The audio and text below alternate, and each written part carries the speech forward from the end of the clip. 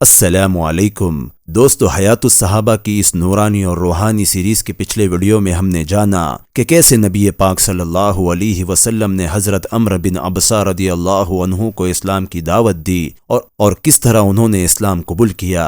اور آج اس ویڈیو میں ہم جانیں گے کہ کیسے نبی پاک صلی اللہ علیہ وسلم نے حضرت خالد بن سعید رضی اللہ عنہ کو اسلام کی دعوت دی اور کس طرح سے انہوں نے اسلام قبول کیا۔ دوستو، حیات الصحابہ کی جو یہ سیریز ہے، اس میں بتائے جانے والے ایک ایک واقعے کو آپ بڑے ہی غور و فکر کے ساتھ سنیں، کیونکہ دوستو اللہ رب العزت نے ہدایت کو نبی پاک صلی اللہ علیہ وسلم اور ان کے صحابہ کی زندگی میں پوشیدہ رکھا ہے۔ اگر ہم ان کی زندگی کے واقعات میں غور و فکر کریں گے تو انشاءاللہ یہ واقعات ہمارے لیے راہ ہدایت کا ذریعہ بنیں گے۔ اسی لیے دوستو اس ویڈیو کو اور ان واقعات کو بڑے ہی غور و فکر کے ساتھ دیکھیں اور سنیں۔ آئیے دوستو اب ہم یہ ویڈیو شروع کرتے ہیں، اور ویڈیو میں آگے بڑھنے سے پہلے ایک دفعہ اپنے نبی پاک صلی اللہ علیہ وسلم پر درود پڑھ لے۔ حیات الصحابہ جلد اول، مضمون حضور صلی اللہ علیہ وسلم کا حضرت خالد بن سعید بن عاص رضی اللہ عنہ کو دعوت دینا۔ بسم اللہ الرحمن الرحیم۔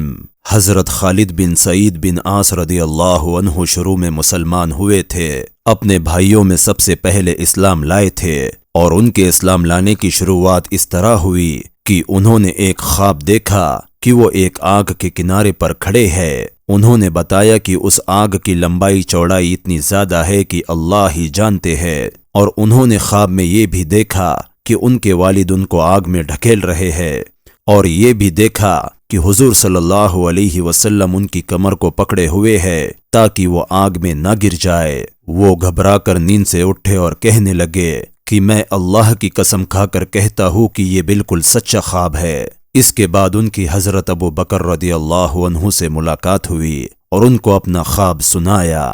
حضرت ابو بکر رضی اللہ عنہ نے فرمایا، تمہارے ساتھ اللہ کی اور سے بھلائی کا ارادہ کیا گیا، یہ اللہ کے رسول صلی اللہ علیہ وسلم ہے، تم ان کی اتباع کرو۔ تمہارے خواب کا مطلب یہی ہے کہ تم ان کی اتباع ضرور کرو گے اور ان کے ساتھ اسلام میں داخل ہو جاؤ گے، اور اسلام ہی تم کو آگ میں داخل ہونے سے بچائیں گا اور تمہارا باپ آگ میں جائیں گا۔ حضور صلی اللہ علیہ وسلم اجیاد محلے میں تشریف رکھتے تھے۔ حضرت خالد نے وہاں آپ کی خدمت میں حاضر ہو کر عرض کیا، اے محمد، آپ کس چیز کی دعوت دیتے ہیں؟ آپ نے فرمایا، میں تم کو ایک اللہ کی دعوت دیتا ہوں جس کا کوئی شریک نہیں ہے، اور اس بات کی دعوت دیتا ہوں کہ محمد اللہ کے بندے اور رسول ہے، اور ان پتھروں کی عبادت چھوڑ دو جو نہ سنتے ہیں اور نہ دیکھتے ہیں، اور نہ نقصان پہنچا سکتے ہیں اور نہ نفع، اور نہ یہ جانتے ہیں کہ کون ان کی پوچھا کرتا ہے اور کون نہیں کرتا۔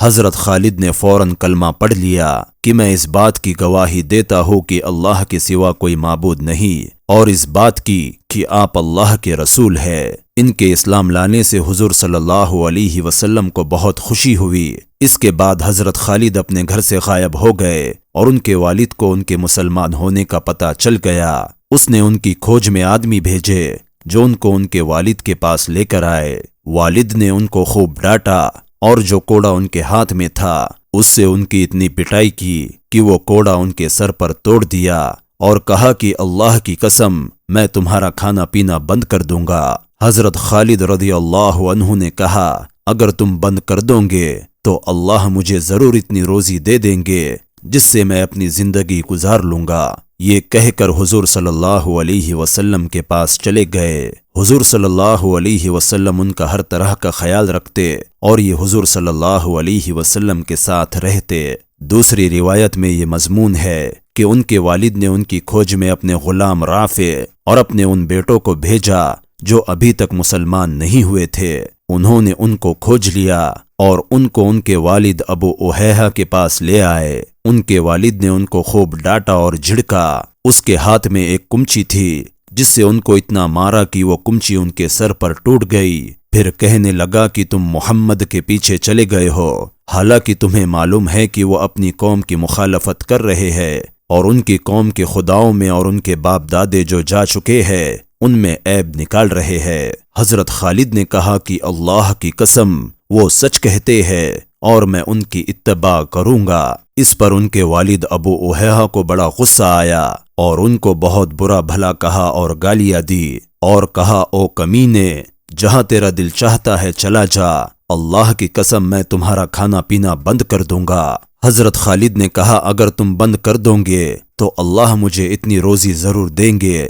جس سے میں گزارا کر لوں گا۔ اس پر ان کے والد نے ان کو گھر سے نکال دیا اور اپنے بیٹوں سے کہا کہ تم میں سے کوئی اس سے بات نہ کرے، ورنہ میں اس کے ساتھ وہی معاملہ کروں گا جو اس کے ساتھ کیا ہے۔ چنانچہ حضرت خالد حضور صلی اللہ علیہ وسلم کے پاس چلے آئے۔ حضور صلی اللہ علیہ وسلم ان کا ہر طرح کا خیال کرتے اور یہ حضور صلی اللہ علیہ وسلم کے ساتھ رہا کرتے تھے۔ اور ایک اور روایت میں یہ ہے کہ حضرت خالد مکہ کے آس پڑوس میں جا کر اپنے والد سے چھپ گئے، اور جب حضور صلی اللہ علیہ وسلم کے صحابہ حبشہ کی اور دوبارہ ہجرت کرنے لگے تو اس وقت انہوں نے سب سے پہلے ہجرت کی۔ ان کا باپ سعید بن عاص بن امیہ جب بیمار ہوا تو کہنے لگا، اگر اللہ نے مجھے اس بیماری سے شفا دی تو ابن ابی کبشہ یعنی حضور صلی اللہ علیہ وسلم کے خدا کی مکہ میں کبھی عبادت نہ ہونے دوں گا۔ اس پر حضرت خالد نے یہ دعا مانگی، اے اللہ اسے بیماری سے شفا نہ دے،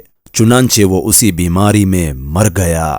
تو دوستو یہ تھا حضرت خالد بن سعید رضی اللہ عنہ کے اسلام لانے کا تمام واقعہ۔ دوستو اس واقعے سے آپ کو کیا سیکھ ملی یہ کمنٹ سیکشن میں مجھے ضرور بتائے، اور اسی کے ساتھ یہ بھی بتائے کہ کیا آپ کو حیات الصحابہ کی یہ سیریز پسند آ رہی ہے یا نہیں۔ میں آپ کے کمنٹ کا منتظر ہوں اور انشاءاللہ میں آپ کے کمنٹ پر ریاکٹ بھی ضرور کروں گا۔